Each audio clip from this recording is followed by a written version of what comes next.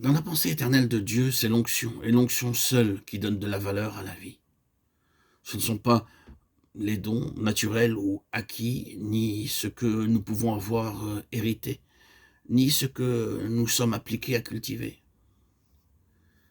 Quand nous parlons ici de la valeur de la vie, nous ne pensons naturellement qu'à la valeur qu'elle peut avoir pour l'accomplissement du plan de Dieu. Et nous le répétons, ce n'est ni ce que nous avons de naissance, ni ce que nous avons acquis du fait de notre éducation qui donne à notre vie sa valeur fondamentale. Quel que soit l'emploi que par la suite Dieu puisse faire de toutes ces choses, elle ne constitue jamais une base essentielle d'appréciation en ce qui concerne le prix qu'il attache à notre vie. Cela ressort de toute évidence de ce simple fait, facile à constater. Quand il s'agit pour Dieu de réaliser quelques grands desseins, c'est bien souvent sur un homme ou une femme, dépourvu d'avantages naturels ou de privilèges acquis, qu'il a jeté les yeux et dont il s'est servi pour faire éclater sa puissance. Il est exact d'autre part que Dieu s'est aussi servi d'hommes et de femmes qui devaient beaucoup à leur naissance ou à leur éducation. Le fait donc que la chose soit vraie dans les deux cas montre bien qu'il doit y avoir un autre facteur. Cet autre facteur, c'est précisément l'onction. J'insiste donc, c'est l'onction qui donne de la valeur à la vie. Il faut que nous soyons clairs une fois pour toutes sur ce point essentiel. C'est très élémentaire, j'en conviens, mais je ne peux pas me faire à l'idée que c'est là quelque chose qu'il suffit de mentionner en passant.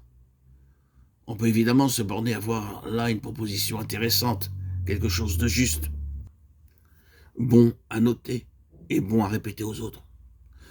Autre chose est d'avoir derrière soi, quand on parle, le creuset d'une expérience positive, le douloureux arrière-plan d'une histoire personnelle avec Dieu, qui a laissé dans notre vie son empreinte ineffaçable.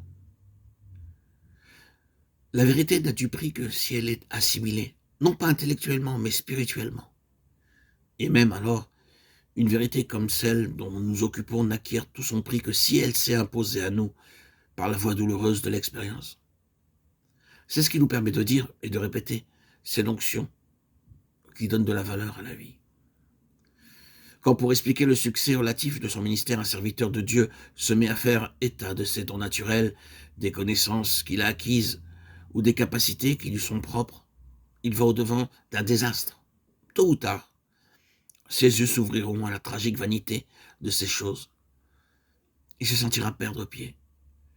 Et la situation dans laquelle il se trouvera lui arrachera ce cri. « Ah, si seulement je ne m'étais jamais mêlé de l'œuvre de Dieu. » Mais l'inverse est vrai aussi, et c'est un fait pour lequel nous pouvons bénir Dieu.